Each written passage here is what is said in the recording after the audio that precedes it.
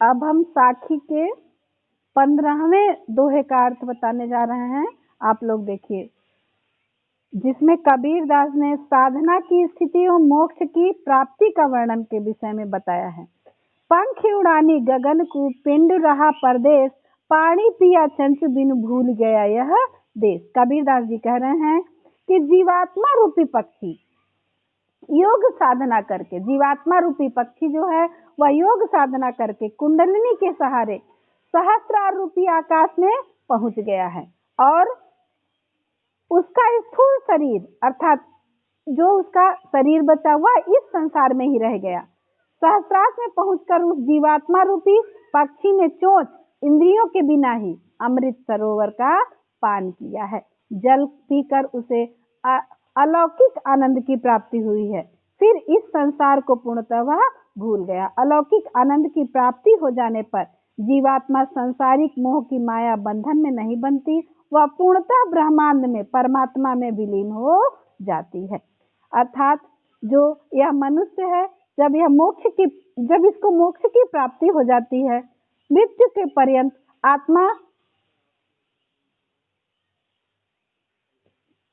आत्मा जो है परमात्मा में विलीन हो जाता है, परमात्मा में मिल जाता है। लेकिन जो यह शरीर है, पिंड है, वह इसी संसार में रह जाता है। आत्मा परमात्मा में विलीन होकर के बिना चोंच के, बिना पानी दिया चंच बिना चोंच के अमृत रूपी भक्ति को प्राप्त करके वह संसार में विलीन हो जाता है और इस संसार को पूर्णतः भूल जाता है। ब्रह्मा अर्थात परमात्मा में लीन हो जाता है। ब्रह्मांड में लीन होने के बाद इस संसार को वह पूर्णतः भूल जाता है। अलंकार विभावना है, रूप का अतिशयोक्ति विरोधाभास है, रस शांत है, छंद दोहा है। अगला दोहा 16वां। पिंजर प्रेम प्रकाशिया, अंतर भया उजास, मुख कस्तूरी महमही, बाणी फूटी वास। इसमें कबीरदास जी ईश्वर का साक्षात होने पर जीवात्मा के मुख से निकलने वाले प्रत्येक शब्द को प्रेम के रस से सिंचित और सुवासित हो गया। कस्तूरी एक ऐसा पदार्थ है जिसमें बहुत ही सुगंधित और बहुत ही महकने वाली हिरण के नाभि में पाया जाता है। जिस तरह से यहाँ पे कबीर कह रहे हैं कि वह आत्मा को आनंदित करने वाला हो जाता है मनुष्य। क्या कह रहे हैं कि पिंजर प्रेम प्रकाशी। कबीरदास जी कहते हैं कि ईश्वर का साक्षात्कार होने पर, जब ईश्वर की प्राप्ति हो जाती है, साक्षात्कार हो जाता है, साक्षात्कार होने पर मनुष्य के प्रेम का प्रकाश, मनुष्य के हृदय में प्रेम का प्रकाश हो जाता है।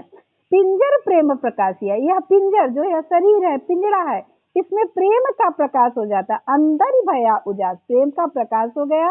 भीतर ही भीतर सारा प्रकाश छा गया, इस शरीर के अंदर सारा प्रकाश छा गया है। मुख कस्तूरी महमही, और मुख से जब मनुष्य के शरीर के अंदर ज्ञान रूपी प्रकाश समा गया है, मुख से राम नाम की कस्तूरी जैसी सुगंध आने लगी है। उस मनुष्य के मुख से राम नाम जैसी कस्तूरी की सुगंध आने लगी है और बाणी से प्रेम रूपी सुगंध फूट निकली। बाणी फूटी वास, बाणी से, उसकी मुख से जो बाणी निकल रही है उसकी सुगंध चारों ओर, प्रेम रूपी सुगंध कैसी है? प्रेम रूपी सुगंध चारों ओर फैल गई है। मनुष्य को जब ज्ञान रूपी प्रकाश उसके शरीर में भर गया है तो अत्यंत ही विनम्र और अत्यंत ही प्रेम से बोलने वाला हो गया है। इसके यहाँ पर जो है अलंकार रूप का अतिशयोक्ति तथा अनुप्रास है, रस शांत है, छंद दोहा है। अब अगला देखिए 17वां।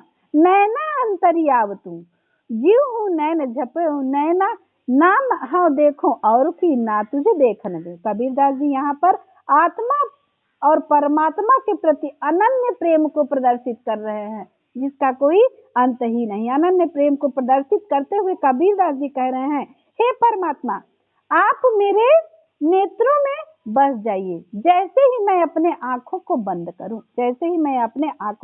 करूं, आप मेरे नेत्रों के अंदर शीघ्रता से आकर बैठ जाइए।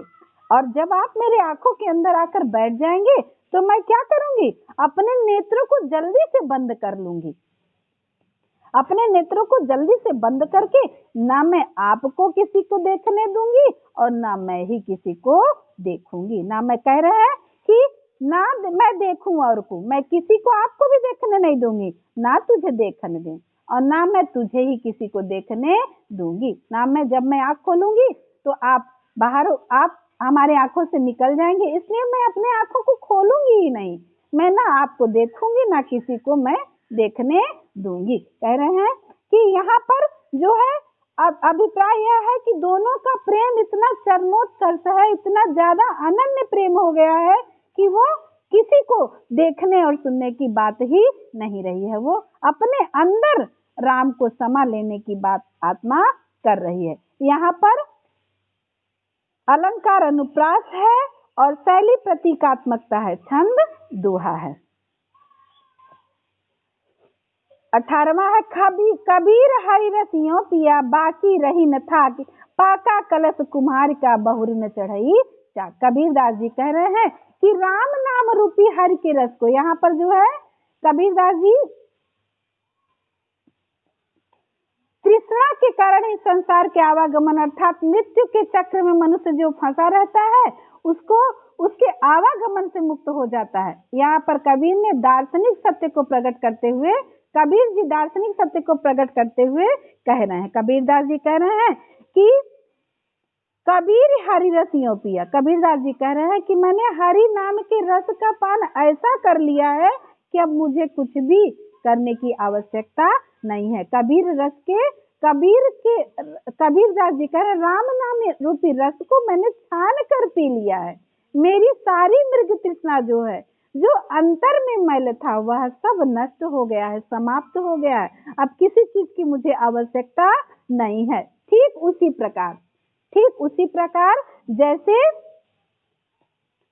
पाका कलश कुम्हार का बहुर न चढ़ई चाक, कि कच्चे मिट्टी से बनाया हुआ कलश, कुम्हार का कलश जो होता है, उसके पक जाने पर वह दोबारा मिट्टी बन करके फिर से चाक पर चढ़ने के लिए संभव नहीं रह जाता है। जब वह घड़ा पक जाता है तो फिर से उसे चाक पर चढ़ने की आवश्यकता नहीं होती है, क्योंकि वह परिपक्व हो गया है। यदि वह कच्चा रहेगा तो भीग जाने पर अर्थात किसी तरह की बात कहने पर वह फिर से टूट सकता है, लेकिन जब वह पक गया है तो फिर से वह टूटकर मिट्टी नहीं बन सकता। ठीक उसी प्रकार हमारे अंदर राम नाम रूपी रस से मैं इतना पक गया हूँ कि फिर से मुझे किसी भी चीज की आवश्यकता नहीं है, किसी भी प्रकार की सांसारिक मोह माया या लालसा की इच्छा नहीं रही। अर्थात मैं आवागमन के चक्र से मुक्त हो गया हूँ, किसी भी प्रकार की बाहरी बातों से मैं मुक्त हो गया हूँ। अब मैं फिर से राम नाम के रस रूपी प्याले से अर्थात मृग तृष्णा में फिर से नहीं फंसना चाहता हूँ। इसमें जो है भाषा सधुक्कड़ी है, अलंकार रूपकातिशयोक्ति है, श्लेष तथा दृष्टांत है, रस शांत है, छंद दोहा है। हेरत हेरत हे सखी रहा कबीर हिराय, बूंद समानी समद में सोकत हेरी जाए। यहाँ पर कबीरदास जी कह रहे हैं कि आत्मा में परमात्मा का मिलन, एक रूपता का वर्णन करते हुए कह रहे हैं, आत्मा में परमात्मा के मिलन के एक रूपता का वर्णन करते हुए कह रहे हैं, हे सखी परमात्मा को खोजते खोजते, आत्मा जो है अपनी सखियों से कह रही है, जीवात्मा जो है अपनी सखियों से कह रही है, हे सखी परमात्मा को खोजते खोजते, हेरत हेरत हे सखी, आत्मा जो है परमात्मा के लिए अपने सखियों से कह रही है, हे सखी परमात्मा को खोजते खोजते मैं स्वयं ही खो गई हूँ। हेरत हेरत हे सखी रहा कबीर ही राय, कबीर ही खो गया है। परमात्मा को ढूंढते ढूंढते कबीर ही खो गया है। परमात्मा का ध्यान करते करते मेरा पृथक अस्तित्व रह ही नहीं गया है, अर्थात मैं अलग रह ही नहीं गया हूँ, मैं समाप्त हो गया। हेरत हेरत हे सखी रहा कबीर ही राय, मैं परमात्मा को ढूंढते ढूंढते, हे सखी मैं परमात्मा को ढूंढते ढूंढते मेरा अलग अस्तित्व ही समाप्त हो गया, अर्थात मैं खो गया, मैं स्वयं ही समाप्त हो गया हूँ, मैं परमात्मा में लीन हो गया, मैं अलग बचा ही नहीं हूँ। कबीर स्पष्ट करते हुए कह रहे हैं कि बूंद समानी समद में सोकत हेरी जाए। समद माने समुद्र, कह रहे हैं सोकत हेरी जाए, कैसे ढूंढी जा सकती है? जिस प्रकार एक बूंद होती, अर्थात मैं कबीर एक बूंद हूँ। जिस प्रकार एक बूंद के समुद्र में मिल जाने पर उसका अस्तित्व ही समाप्त हो जाता है, बूंद का अपना कोई अस्तित्व नहीं रह जाता है, उसे खोजना असंभव हो जाता है। उसी प्रकार मैं जीवात्मा जब परमात्मा में लीन हो गया हूँ तो मेरी सत्ता ही समाप्त हो गई है, अब मेरा कोई अस्तित्व रहा ही नहीं। जिस प्रकार एक बूंद समुद्र में गिर जाने पर उसको ढूंढना असंभव हो जाता है, उसी प्रकार मैं कबीर एक बूंद हूँ। जब मैं परमात्मा में समाहित हो गया तो मेरा कोई अस्तित्व ही नहीं रह गया, मैं समाप्त हो गया हूँ। अब मुझे ढूंढना ठीक उसी प्रकार बहुत ही मुश्किल है जिस प्रकार बूंद के समुद्र में गिर जाने पर होता है। यहाँ पर अलंकार दृष्टांत है और पुनरुक्ति प्रकाश है। अनुप्रास रस शांत है, दोहा छंद है। हेरत हेरत में पुनरुक्ति प्रकाश और अनुप्रास है। आगे देखिए, कबीर यह घर प्रेम का, कहला का घर नाय, शीश उतारे हाथ करी सो बैठे घर माही। कबीरदास जी कह रहे हैं कि यहाँ पर जो है कबीरदास जी प्रेम के मार्ग को बहुत कठिन बताते हुए उसका वर्णन कर रहे हैं। कह रहे हैं कि हे सखी, ये प्रेम का मार्ग जो है कोई तुम्हारे मौसी का घर नहीं है। हेरत हेरत हे सखी नहीं, कबीर यह घर प्रेम का। कबीरदास जी कह रहे हैं कि यह घर प्रेम का है, कोई तुम्हारे मौसी का घर नहीं। खाला माने मौसी होता है, तो कह रहे हैं तुम्हारे मौसी का घर नहीं है, जो जब मन हुआ तब आकर बैठ गए, जब मन हुआ तब प्रवेश कर लिया, अधिकार मिल गया, वहां पर आ गए। तो कह रहे हैं यह घर मौसी का नहीं है कि कोई सरलता पूर्वक वहां पर आ जाए, बैठ जाए और रह जाए। इसमें जाने के लिए व्यक्ति को सिर काटकर हथेली पर लेना पड़ता है। इसका मतलब ये नहीं कि सच में सिर काट कर लेना पड़ता है, सिर काटकर हथेली पर रहना पड़ता है, तब वहां प्रवेश मिलता है। भाव यह है कि जब साधक अपने अहम भाव को नष्ट कर देता है, जो मनुष्य के अंदर अहंकार है, जब उसको नष्ट कर देता है, पूरी तरह मिटा देता है, अपने आप को सरल बना लेता है, तभी वह ईश्वर को प्राप्त कर सकता है। अर्थात बहुत ही कठिन परिश्रम के बाद, बहुत ही कठिनता से वह ईश्वर को पा सकता है। भाषा पंचमेल खिचड़ी है, अलंकार व्यक्तिरेख है, रस शांत है, छंद दोहा है।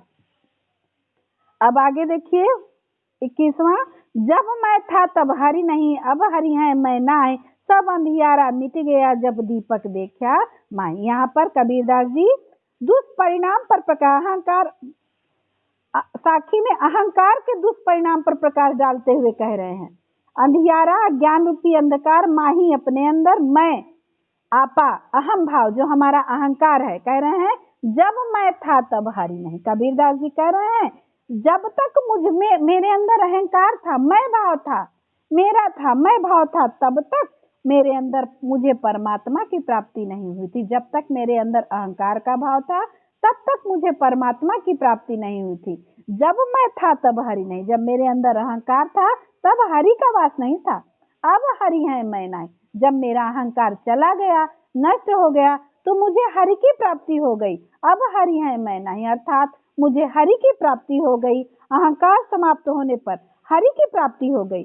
जब मैंने ज्ञान रूपी दीपक प्रज्वलित किया था, मेरा ज्ञान रूपी अंधकार दूर हो गया, अर्थात अब मैं ज्ञान रूपी प्रकाश को प्रज्वलित कर दिया है, अज्ञान रूपी अंधकार भाग गया है, अर्थात मेरे अंदर प्रभु की प्राप्ति हो गई है, ज्ञान प्राप्त हो गया है। ज्ञान प्राप्त करने के पश्चात मेरा सारा अहंकार दूर हो गया है। अहम भाव के दूर होते ही मुझे परमात्मा के दर्शन हो गया है। मेरे अंदर दीपक की ज्योति जलने से सारा अहंकार नष्ट हो गया और प्रकाश, ज्ञान रूपी प्रकाश मेरे अंदर समाहित हो गया है। इसमें जो है काव्य सौंदर्य देखिए, ये जो है प्रतीकात्मकता, अज्ञान का अंधकार, इसमें ये अलंकार, रूप का अतिशयोक्ति, रस शांत, छंद दोहा, भाव साम्य। कबीरदास जी ने अन्यत्र भी ऐसा कहा है कि जब मैं था तब हरि नहीं, अब हरि है मैं नहीं, अर्थात जब मेरे अंदर हरि, जब मेरे अंदर अहंकार था तो जब मेरे अंदर मैं था अर्थात अहंकार था तब हरि नहीं थे, अब हरि हैं मैं नहीं हूं अर्थात अहंकार की समाप्ति हो गई।